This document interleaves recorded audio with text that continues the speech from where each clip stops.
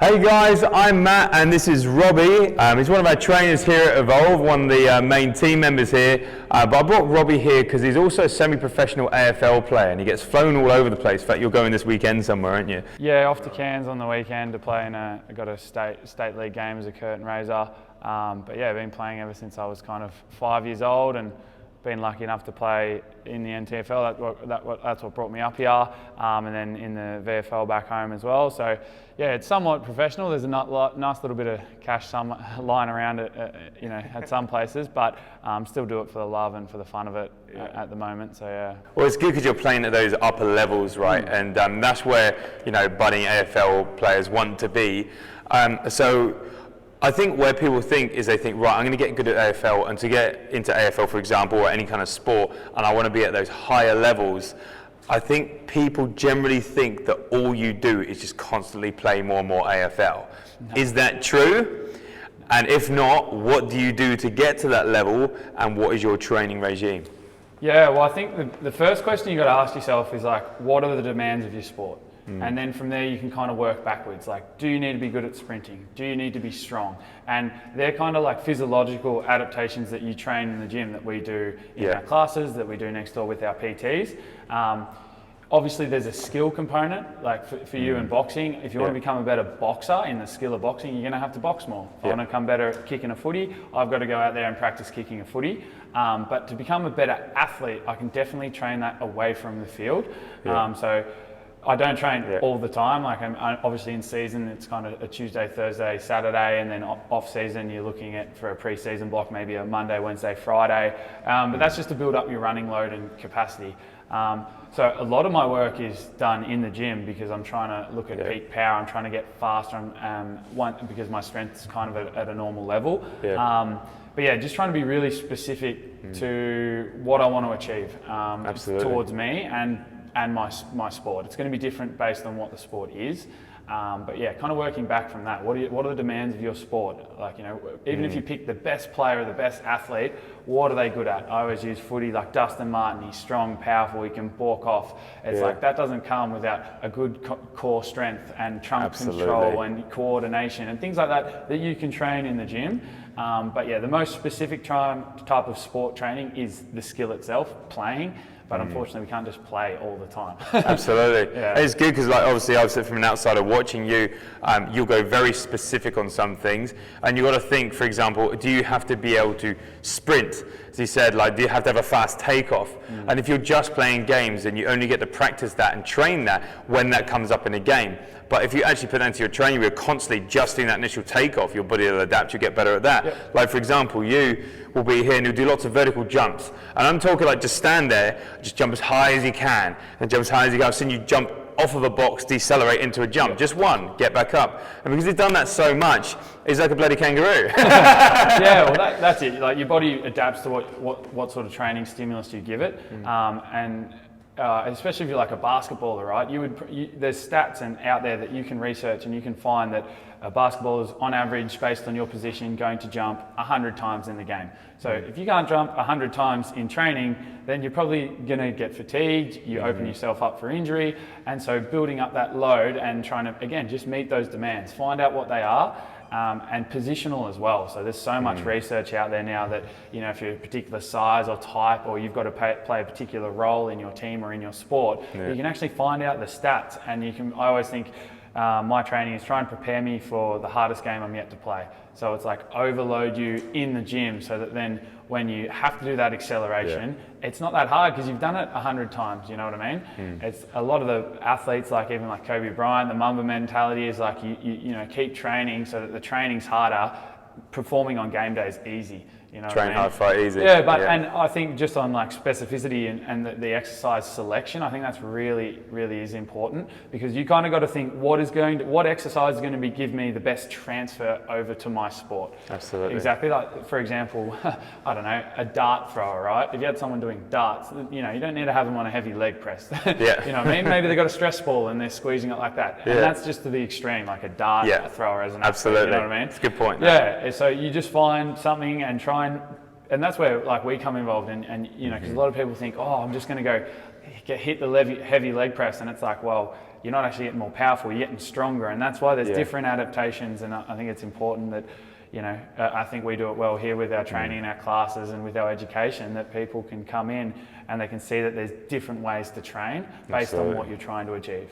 Absolutely, and also when it comes over to injury, I think a lot of injury is because of a weakness in one particular place. You might have a lateral movement, and once again, if you're just doing games, you only get to practice or do those lateral movements and work those particular muscle groups when you happen to do that movement. And if you get stronger, even if you're just getting stronger one particular main component, and then suddenly you do that lateral movement and you overdo it, now you've injured yourself. Yeah, and I think that's, one is building up the load to it, which is, getting in the gym and actually getting it done. But I think a good one there is like those lateral movements is like a skater jump. It's so easy to do, but you would never see anyone in a Gen Pop gym doing skater jumps, you know what I mean? Yet the way for injury prevention and creating like a robust and durable athlete, that's crucial, building up some sort of load. When you break it down, it's jumping to the side, medial hops, learning how to balance on your knee, and a lot of this gets overlooked because it's sometimes not the most attractive of training. But it 100% right. If you only do it maybe 4 or 5 times in the game, but you've done 50 times in the gym, more often than not, is even if you're in a slightly bad position, you're still going to be okay. You're not going to be injured because you're used to that sort of movement. Yeah, absolutely. And even like mobility and stuff comes into that as well. Some sports, like gymnastics, you're going to have to be a lot more mobile than someone that's like rugby, that's got to be nice and stiff and takes contact and things like that. So, I think that's the first one, is just finding out what your demands are. It's just the key thing there, that if anyone or young athletes looking at trying to improve is, what do I need to get good at? What do they do well? And be really specific. It's not just, oh, he's strong. Everyone goes, oh, they're strong, or he's fast. It's like they do other things as well. Absolutely. It's like layering that, right? Yeah, you got your game, you got your skills. Your game is basically putting everything together. Yeah. Right? 100%. But apart from that, you got your skill learning, but then you also got your specific training, and the game is and the practice is when it all starts to tie together. 100%. But if you're just doing the skills, then your body's going to lag behind. If you're just doing the body, then the skills are going to lag behind. So there's a lot of work that goes into it. I think people don't really appreciate how much goes into becoming at the level that you're at. Yeah, it's definitely and it's taxing on the body, because you got to be especially for, I can only speak for AFL, it's like you've got to be a good runner, you've got to be fast, you've got to take contact. Like, it's got so many multifaceted dimensions that you need to train for. So it is really hard, but try and stick to your strengths as well. Everyone's going to have particular areas that they think that they can work on or show off that they're naturally good at in a game. You know what I mean? But 100%, like you usually find around that puberty age for kids, it's like once the bigger kids start to get bigger, they start to stand out more, and they're not that much better athletes. They're just not as strong, and the other kids haven't, or not as developed, I should say. So the other kids haven't caught back up yet. So that comes into play as well. Good point. Very good point. But so if you were going to give advice to, if someone's watching this and they go, that's what I want to do, I want to get into AFL on that level, what advice would you give to young Robbie watching? I wish I'd started earlier in my S&C. Really? Which is? Strength and conditioning, because my body, I'm so not happy, I'm confident in the way that I can get myself on the park. And obviously you still got to work on your skills, you know what I mean? If you can't kick a footy, you're never going to get drafted type thing. And if you can't defend yourself in boxing, you're probably still going to get beat up. So that is a skill, and that's what your coach should train. But as an S&C or strength and conditioning coach, you want to look at those things, and I would have started earlier, develop those skills so that when I go onto the field, it's easier.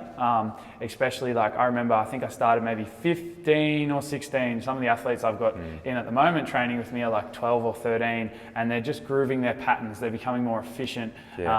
And they're learning how to control their bodies better, which means you're never going to get injuries, because like you often hear about AFL is a big one, like people get to their draft year and they do an ACL or they do something like that, and then they never get picked up, and you're the, could have and would have. But I would give if I was backing myself, I'd give myself the best chance to be physically prepared to play the sport that I want to play, and not at the level that I'm at now, the level that I need to be at. And then just work your way along a tiered system to get there. Because if you're setting goals at the current level you're at, then you're never going to get any better. And then someone's always going to be bigger, someone's always going to be faster. And that's why it's a great challenge team sport, similar to, I suppose, boxing. You get to challenge and mixed martial arts, and you get to challenge yourself against the best, and that's what like I like to do now. But yeah, I would definitely. I think it's so undervalued, especially in Australia still. I know America's a bit better with like their college sports and things like that about S&C, but you know we're getting kids that are under 15s and they're playing like at a state league level and they don't know how to do a squat properly. And it's like, if you break down the squat and knee flexion and being able to control your body, and it's like, you need to understand how to use and coordinate your body and apply force through a basic fundamental patterns that you can then transfer onto the field. Because otherwise you kind of like, you're opening yourself up to failure in a way of performance and injury risk and things like that. So start early. If you think your kids are too young to start getting into it, like even if it's just body weight squats, more injuries happen on the field team sport than what they do in here. I think in my coaching, I've only ever had one injury, and that was a band snapping, and then they got a little bit of a bruised lip from it. But apart from that, it's so safe, and that's where the kind of misconception I think is as well with parents. But yeah, if you have an athlete that's looking to improve, I'd start them early in some sort of S&C, even if it's just body weight push-ups. Start something, you know. Absolutely. Well, there you go. You got it straight from the horse's mouth there. Thanks, Robbie, for obviously doing this. This is you hear from that there's so many more elements to it than just running the game. And if you want to get to this kind of level, and the reason I wanted Robbie to do this is because he's already at that kind of level, is that you need to take advice from people that are where you want to be. And so there you go, Robbie. Speaking to little Robbie. Yeah, that's it. That's what you're going to do. Cool. Cheers, brother. No worries. Thank you.